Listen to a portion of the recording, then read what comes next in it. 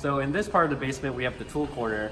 The most important thing before you do anything in here is to wear your safety glasses for using any of the tools in this corner. On this wall of the tool corner, you're gonna have a bunch of wrenches, screwdrivers, drill bits, hammers, cutters, strange objects, pliers, etc. On the table, there are more drill bits, some more Allen wrenches, also some batteries for your drills.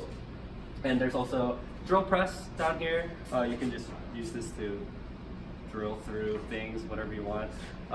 There's a belt sander here. It might be useful when you're kind of like fine-tuning the dimensions of things such as your DC motor or like things on your final project, etc. There's a cable jigsaw over here, so you can feed through whatever you want to cut. On this side of the wall is this cage, dangerous. So behind this cage is more heavy-duty equipment. There's stock, there's things that you might not have access to in the rest of the OEDK, and then you need access to the lab tech to be able to get stuff from this cage.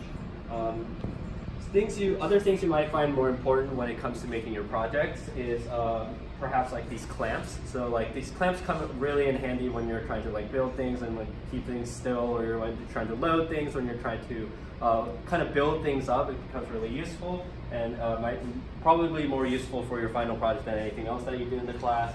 And on this wall are other things such as the jigsaws, the cordless drills, the band saws, the metal saws, etc. And things that you can just use for prototyping and also mocking up your final project as well.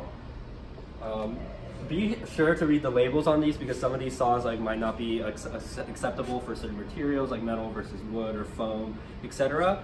And yeah, just be sure to follow all the rules of the tool corner so you don't get hurt. Coming back here is a nice lounge. So this lounge has foosball table, couches, TV, gaming system, etc. Like if you're ever tired from those late nights in doing your final project for mechatronics, this is like the place to be.